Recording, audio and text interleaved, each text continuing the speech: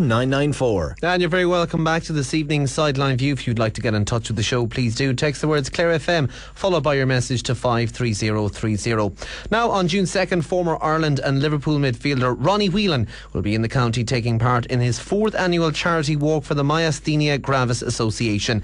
He's walking 100 miles in 4 days, going from Cork to Galway, and is finishing on Sunday the 2nd with a 10k walk here in County Clare. I'm delighted to say we're joined on the line now by the former Liverpool and Ireland midfielder. Ronnie, first of all, I guess, can you explain your own association with this charity? Well, about 9 years ago, my eldest daughter, Elizabeth, was diagnosed with myasthenia gravis. And me and the mum, seeing what she went through and what we went through, to mainly try and get it diagnosed. It was diagnosed wrongly a couple of times, people saying she had yuppie flu and she's just lazy. We began sending her to the gym thinking she was lazy. The worst thing you can do with myasthenia is go walk your muscles because you weaken them more and more. Myasthenia gravis literally means severe muscle weakness. So Elizabeth's muscles in her face and in her hands and her legs were becoming very, very weak, and she would fall down at any given minute. That is why it's called ragdoll syndrome in Ireland, because your hands are floppy and your legs are floppy, you just fall down. And I decided then, back 10 years ago, to do something about it, try to do something about it, and to raise funds for myasthenia gravis in Ireland. And so over the last 10 years I've been doing golf days and walks as I'm doing, like you've mentioned. So yeah, it was pretty worrying, and I don't want to see people go through what we went through. Is it a very common condition in Ireland, Ronnie, or is it a hereditary thing or a genetic thing, or how does somebody get this disease? That's what we're still trying to find out, Kevin. How does somebody get this disease? We don't really know all the answers. Again, that is why you try to raise funds to find out whether you can find a cure or a reason why people get this. It's not hereditary, it's not genetic, it's just some people have it and some people don't. It's not common in Ireland, it's rare, but we do feel there are more people out there that are suffering with it and don't know the symptoms, or the doctors don't know the symptoms, or opticians don't know the symptoms, because sometimes it starts with the eyes drooping, the eyelids drooping and things like that, and if an optician would know what it was, he'd be able to tell you. But it's just that case of not knowing why people get it. Now, you're participating in the charity walk, Ronnie. You're doing 100 miles and you're doing about 10k or so in County Clare at the start of June. Yeah, 2nd of June we'll be there, County Clare. Clare Castle Church we will be going from. We would love people to join in with us. It would be great if people would come along and help us through the last 10k. And then we go to Auburn Lodge Hotel, where we will stay for the night after that. But it always helps. It's going to be around 21, 22 miles a day. And if the last 10k people come out and help you along, it really gets you through it. Because we've done, as you said, this is the 4th one. We've done Galway to Dublin, Dublin to Galway, and last year we did Belfast to Dublin in 4 days, which was 26 miles a day. And that was very, very hard work. This one is 21, 22 miles a day. It's going to be very, very difficult as well. But the more people we see on the road, the easier it gets for us. Ronnie, it's been a big soccer week, of course. David Moyes moving to Manchester United.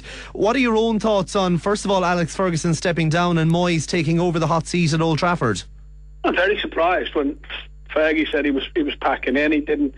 I did the game on Saturday for RTE. He didn't give any indication after the game that he was ready to pack in. He was still the same self, moaning about referees and players and what have you. Yeah, so I was very, very surprised that he packed in, but he's been there 26 years now, probably the greatest manager ever.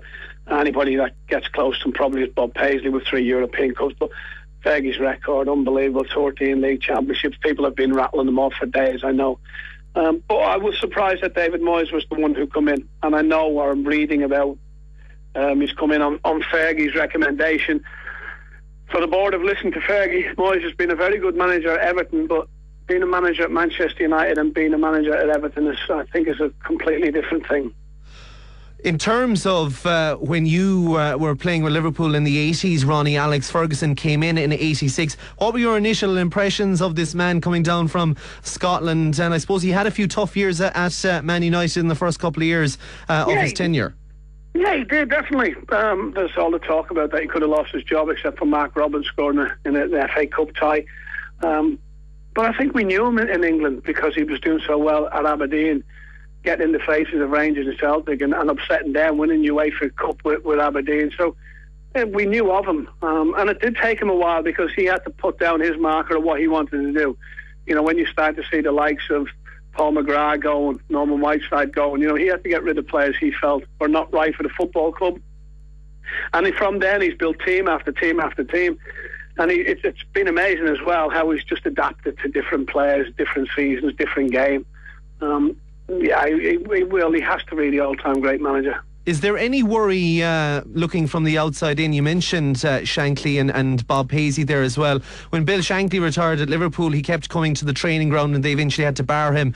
Alex Ferguson is upstairs now. Is there any chance that there's going to be interference, or maybe is that what David Moyes needs, Ferguson's helping hand to get him through the first couple of months and years at Old Trafford? No, I don't think he'll want his helping hand too much. I think he'll want to be able to go in there, Moyes, and put his own stamp on things. He doesn't want Fergie at the training ground every day. I know at Liverpool the players, when Shankly left, were calling Shankly boss when he was at the training ground, and Bob Paisley had to sort of say, hang on, well, I'm the boss now. Shankly has to move on.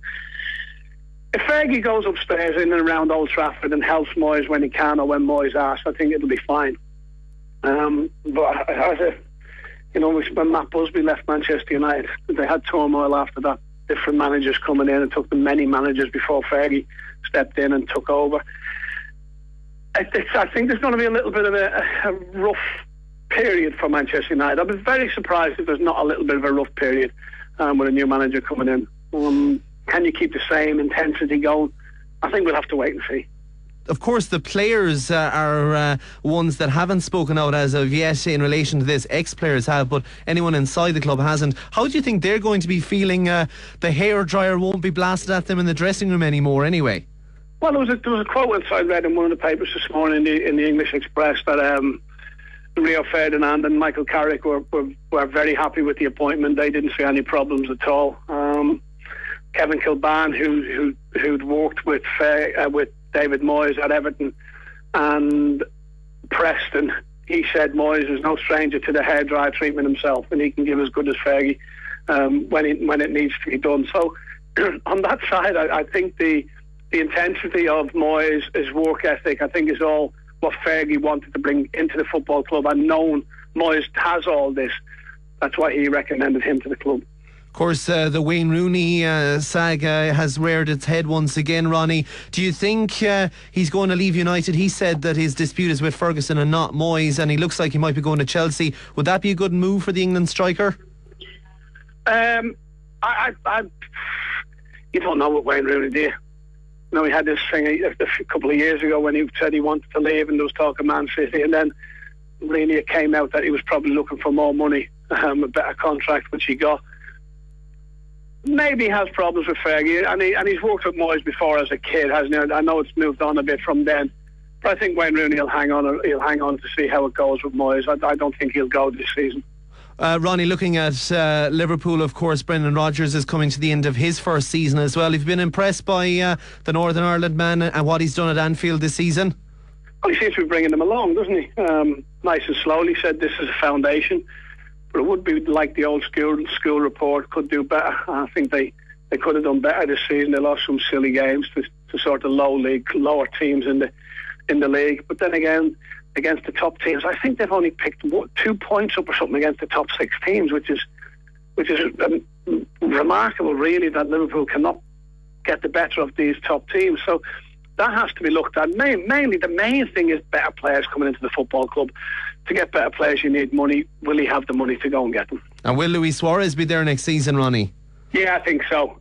That's unfortunate what happened to him well, it's not unfortunate, to be fair. I don't know what the hell was going through his head when he decides to bite somebody. I said straight away after the game, actually, I said he should get 10 games banned for biting somebody on the football pitch, which he did. I felt was right, and I think that's why Liverpool didn't go after them to say it should be less games. No, but I feel he'll stay, at least for another year, Luis Suarez. He seems to be settled, seems to enjoy it, so hopefully he will stay. Ronnie, looking at Ireland, of course, we're playing England in a friendly at the end of the month, and we have a qualifier against the Faroe Islands as well. Would you be confident going into the autumn under Giovanni Trapattoni that we can get the right results and maybe make a push for the World Cup? I think we've shown against Austria and Sweden that we are capable of beating them. And we draw the 2 games, and we looked as if we could have won the 2 games. So that gives you a little bit of confidence going into it. Now, whether the manager picks the right team and makes the right tactics and makes the right substitutions at the right times, we don't know that. I felt he didn't do it the right time against Austria. He felt he could have shored the whole game up, left Shane Long up front to chase about people. He didn't, and we paid the price and only got a point out of the game. So I think we still have to see how Trapp wants to go about it. He said he's going to be there till the end. But I think the confidence would be that we know we can beat Austria and Sweden, whether it's home or away, for either one of them. Finally, Ronnie, just returning back to the walk, if people want to get involved and come out and support yourself on June 2nd, what's the best way to get details and find out a little bit more? Yeah, to register, you would go to www.mga-charity.ie, if you can get that out there.